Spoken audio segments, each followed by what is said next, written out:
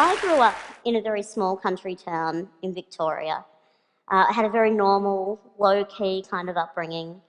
I went to school, I hung out with my friends, I fought with my younger sisters. It was all very normal. And when I was 15, a member of my local community approached my parents and wanted to nominate me for a Community Achievement Award.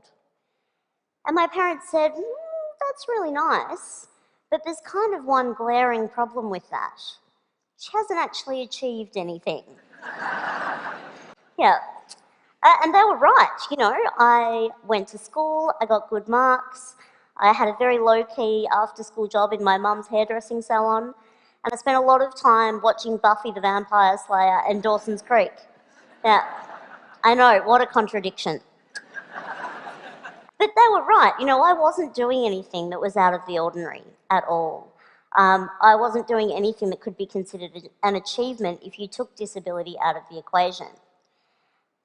Years later, I was on my second teaching round in a Melbourne high school, and I was about 20 minutes into a Year 11 legal studies class when this boy put up his hand and said, "Hey miss, when are you going to start doing your speech?" And I said, "What speech?" I'd been talking to them about defamation law for a good 20 minutes.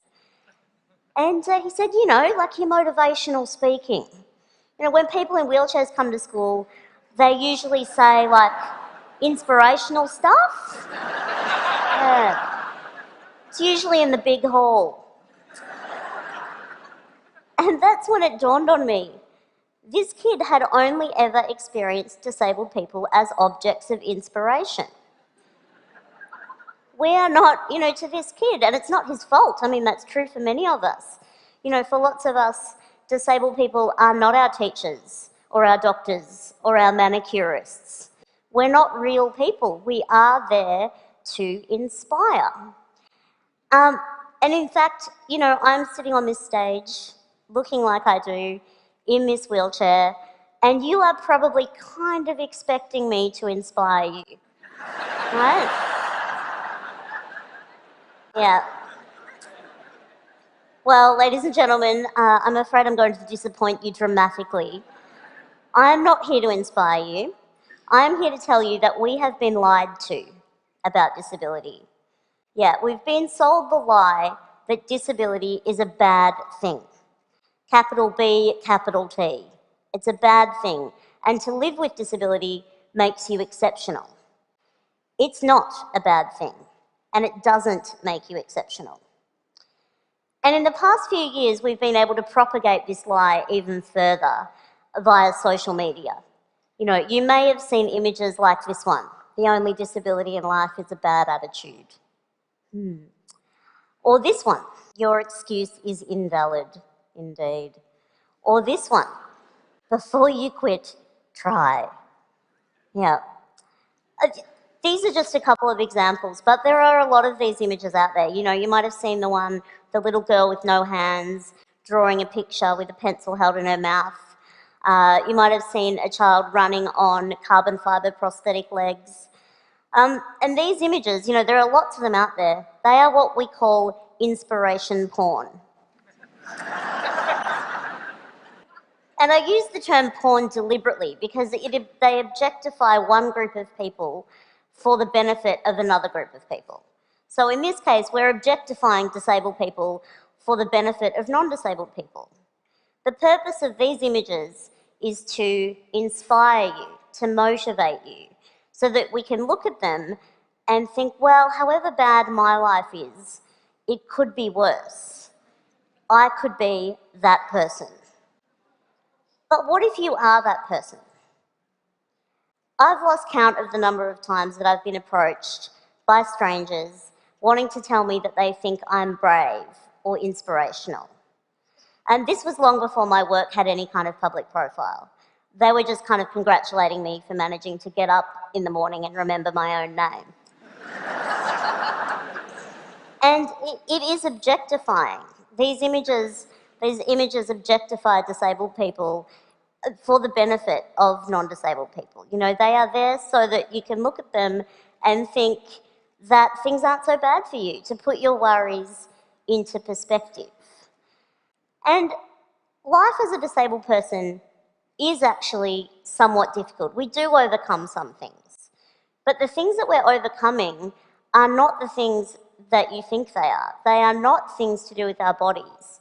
I use the term disabled people quite deliberately because I subscribe to what's called the social model of disability, which tells us that we are more disabled by our bodies, the society that we live in rather, than by our bodies and our diagnoses.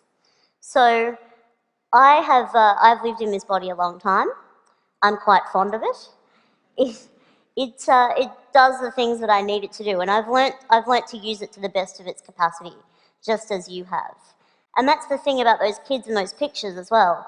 They're not doing anything out of the ordinary. They are just using their bodies to the best of their capacity. So is it really fair to objectify them in the way that we do, to share those images? People, when they say, you're an inspiration, they mean it as a compliment. They mean it as a compliment. And I know why it happens. It's because of the lie. It's because we've been sold this lie that disability makes you exceptional. And it honestly doesn't. And I know what you're thinking. I'm up here bagging out inspiration, and you're thinking, geez, Stella, aren't you inspired sometimes by some things? And the thing is, I am. I learn from other disabled people all the time. I'm learning not that I am luckier than them, though.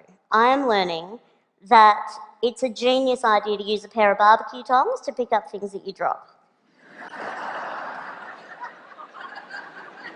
I'm learning that nifty trick where you can charge your mobile phone battery from your chair battery. Genius. We are learning from each other strength and endurance, not against our bodies and our diagnoses, but against a world that exceptionalizes and objectifies us. I really think that this lie that we've been sold about disability is the greatest injustice.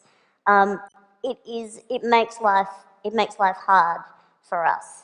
And that quote, "the only disability in life is a bad attitude," the reason that that's bullshit is because it's just not true. Because of the social model of disability, no amount of smiling at a flight of stairs has ever made it turn into a rant. Never.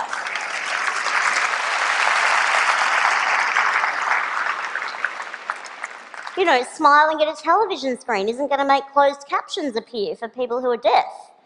No amount of standing in the middle of a bookshop and radiating a positive attitude is going to turn all those books into Braille. It's just not going to happen. It's just not going to happen. I really want to live in a world where disability is not the exception but the norm. I want to live in a world where a 15-year-old girl sitting in her bedroom watching Buffy the Vampire Slayer isn't referred to as achieving anything because she's doing it sitting down. I want to live in a world where we don't have such low expectations of disabled people that we are congratulated for getting out of bed and remembering our own names in the morning.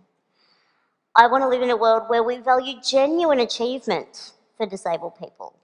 And I want to live in a world where a kid in year 11 in a Melbourne high school is not one bit surprised that his new teacher is a wheelchair user. Disability doesn't make you exceptional, but questioning what you think you know about it does. Thank you.